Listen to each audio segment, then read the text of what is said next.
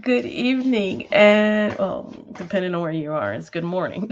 but I'm on East Coast U.S. time, so it's good evening, almost good night. but we are determined not to miss our first day of the International Great Black Read Aloud Day.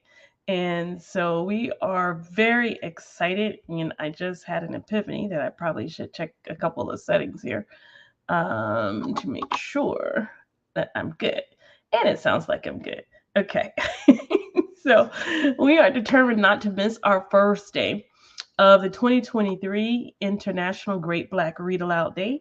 We always call it TIG Brad 2023. Um, that's our acronym for the International Great Black Read Aloud Day, where we are giving voices to words written by Black people all around the world. So we are choosing literature and books from people all around the world, Black authors. And so it happens to be Black History Month here in the US, but we read throughout the year and do other activities and in support of literature. We believe firmly that reading is extremely important, and so we support it, and we support authors by reading works and bringing light to different books written in different genres by authors who are Black. And so my name is LD Robinson, and I am the founder of the International Great Black Read Aloud Day.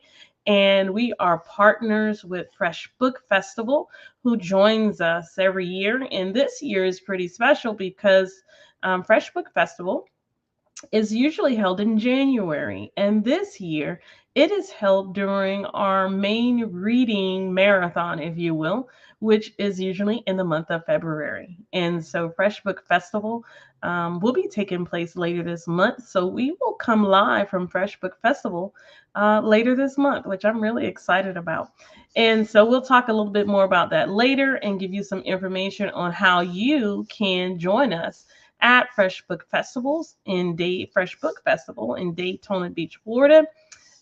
This in just a couple of weeks. We've been very busy. That's why we've been a little late getting our info out for this month. But we are super excited about this month of reading. And so we're going to get right to it because we're almost at our midnight mark. And our selection for today, we are starting with fantasy today, and our selection is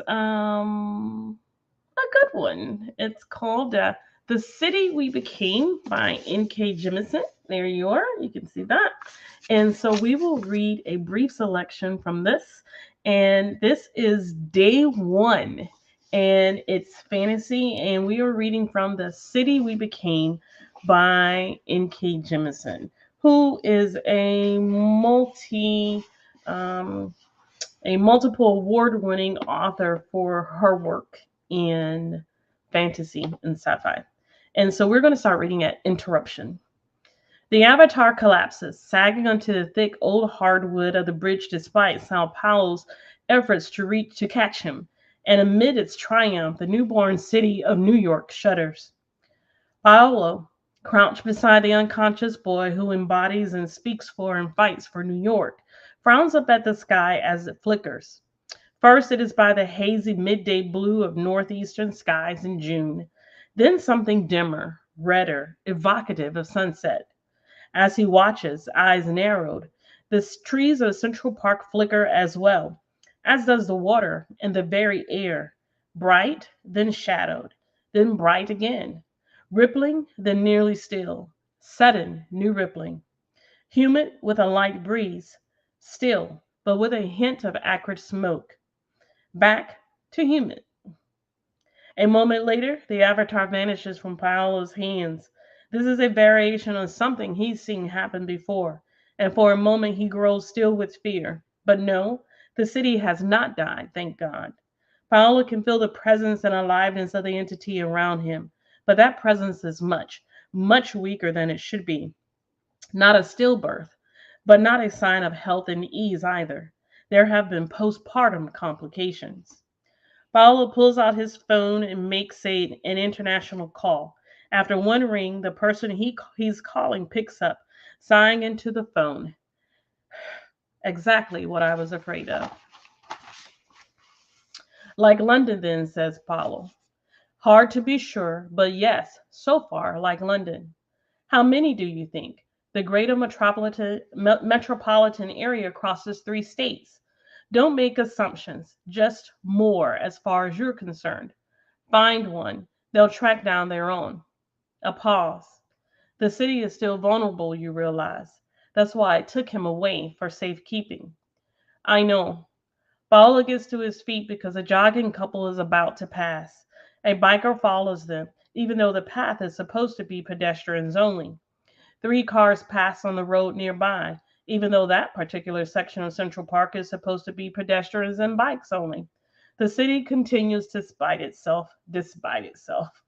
Paolo finds himself watching for signs of danger in the people around him, warping flesh, those standing too still or watching too intently. Nothing so far. The enemy was routed, he says into the phone absently. The battle was decisive. Watch your back anyway. The voice pauses for a rough, small cough. The city is alive, so it isn't helpless. It certainly won't help you, but it knows its own. Make them work fast. Never good to have a city stuck halfway like this. I'll be careful, Paolo says, still scanning his surroundings. I suppose it's good to know you care. The reply is a cynical snort, which nevertheless makes Paolo smile. Any suggestions for where to begin? Manhattan would seem a good start. Paolo pinches the bridge of his nose. That covers a lot of territory. Then you had best get started, hadn't you? The connection clicks silent. With an annoyed sigh, Paolo turns to begin his task anew. Chapter 1, starting with Manhattan and the Battle of FDR Drive. He forgets his own name somewhere in the tunnel to Penn Station. He doesn't notice at first, too busy with all the stuff people usually do when they're about to reach their train stop, cleaning up the pretzel bags and plastic bottles of breakfast, stuffing his loose laptop power cord into a pocket of his messenger bag, making sure he's gotten his suitcase down from the rack, then having a momentary panic attack before remembering that he's only got one suitcase. The other was shipped ahead and will be waiting for him in his apartment up in Inwood, where his roommate already is, having arrived a few weeks ago. They're both going to be grad students at uh hmm he's forgotten his school's name. Anyway, orientation is on Thursday, which gives him 5 days to get settled into his new life in New York. He's really going to need those days too, sounds like. As the train slows to a halt, people are murmuring and whispering, peering intently at their phones and tablets with worried looks on their faces. Something about a bridge accident, terrorism, just like 9/11. He'll be living and working uptown, so it shouldn't impact him too much. But still, it's maybe not the best time to move here. But when is it ever a good time to make a new life in New York City? He'll cope. He'll more than cope. The train stops and he's first through the door. He's excited but trying to play it cool. In the city, he will be completely on his own, free to sink or swim. He has colleagues and family members who think of this as exile, abandonment. Although, in the flurry of the moment, he cannot remember any of those people's names or faces. But that doesn't matter because they can't understand. They know him as he was and maybe who he is now. New York is his future. He's hot on the platform and crowded on the escalator, but he feels fine, which is why it's so weird when he reaches the top of the escalator and suddenly, the instant his foot touches the polished concrete flooring, the whole world inverts. Everything in his vision seems to tilt, and the ugly ceiling fluorescence turns stark, and the floor kind of heaves. It happens fast. The world pulls inside out, and his stomach drops, and his ears fill with a titanic, many voiced roar. It's a familiar sound to a degree. Anyone who's been to a stadium during a big game has heard something similar. Madison Square Garden sits on top of Penn Station, so maybe that's it? This sound is bigger, though. millions of people instead of thousands. And all of those voices double back on each other and swelling and shifting into layers beyond sound, into color and shaking and emotion, until he claps his hand over his ears and shuts his eyes, but it just keeps coming. But amid all of the cacophony, there is a through line, a repeated motive of sound and word and idea. One voice screaming fury. F you. You don't belong here. This city is mine. Get out. And that is our day one selection for the International Great Black Read Aloud Day. The City We Became, which is by none other than N.K. Jemisin, um, fantasy science fiction writer extraordinaire. And we are so excited to have you with us on day one. We want to invite you to subscribe to our website, stay abreast of everything that we will be doing this month. You can follow us online at Black Read Aloud. We are excited, very excited about this month. This is our third year doing this, and we have covered lots of books and lots of authors from around the world. And we look forward to doing even more this month as we do the International Great Black Read Aloud Day 2023. And we promised you that we would talk a little bit about Fresh Book Festival, which is coming up.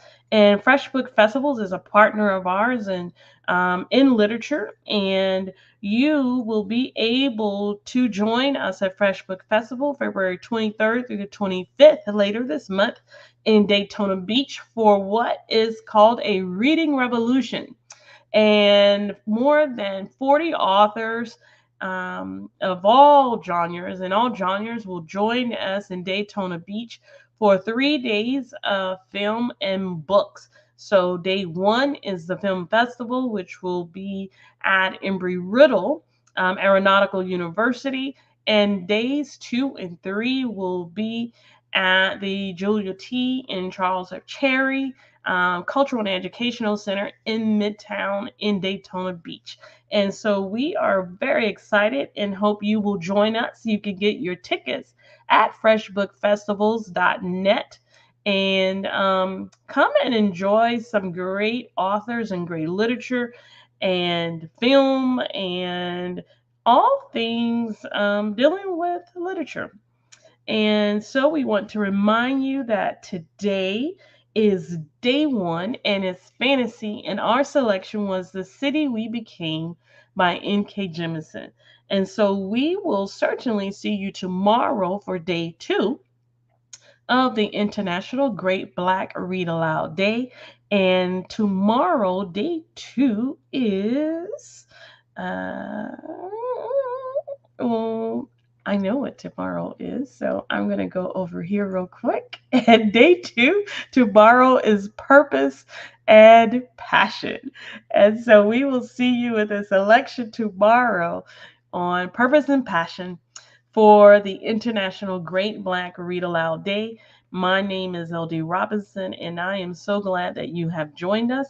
Please like and share and tell everyone that they can follow us online at Black Read Aloud and subscribe to our website, get our newsletters, and get information about all the things that we are doing as we continue in year three to give voice to words written by Black people all around the world.